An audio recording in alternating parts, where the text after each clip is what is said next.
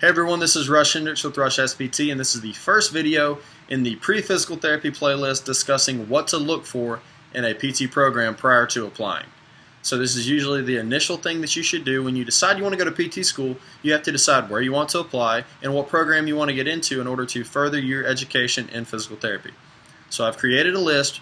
It's by no means an exhaustive list, but it will hit the high points of what you should research and know more about before applying to any specific program. So the first thing I want to discuss is one of the more important ones, CAPTE accreditation. CAPTE stands for the Commission on Accreditation in Physical Therapy Education, which just means this is a body of people that decide whether a PT program is accredited and worthy to give you the education that you're seeking. The next thing is average GRE and GPA of current and past classes that they've accepted. So this is usually located in a spreadsheet for each program in PTCast. So do your research and find out how you stack up against their current and past classes.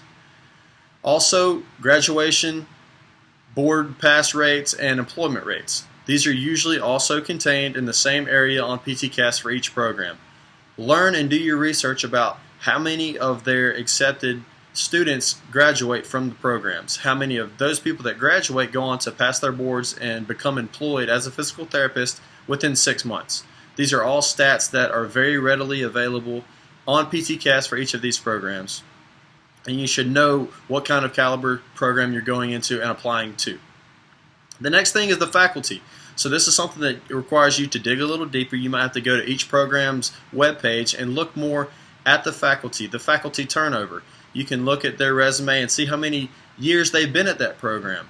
Look at the faculty turnover. Look at their specialty certifications, whether it be board certified orthopedic clinical specialist, women's health, whatever you're interested in. See if they have faculty and professors there that can help you on your journey to reaching your goals.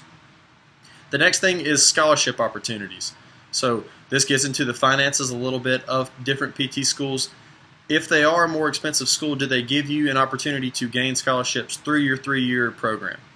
The next thing is the facilities that that program has. So does it have ample room for you to do your clinical activities in your labs that are on the site, or do you have to go elsewhere to get those experiences? Do they have a Cadaver Lab? What is the ratio of faculty to students in those labs or in lectures?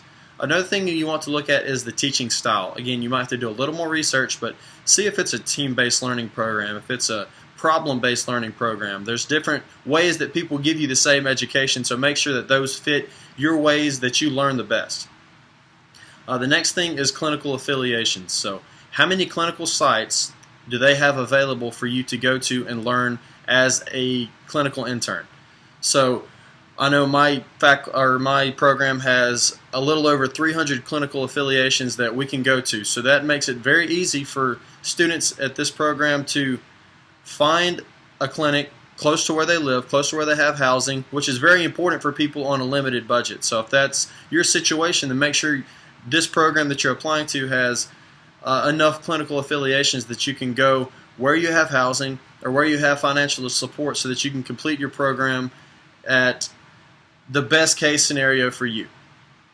And the very last thing I want to bring up in this video is cost. So I'm going to do a whole video on cost, but this is definitely something you need to look at and something that you should put a big red flag by. Is it a private university? Is it a public university? What financial aid opportunities are available? So I will have a video on this titled How Much is Too Much, as far as what you should look at as far as when you're going to a program. Is it worth it for you?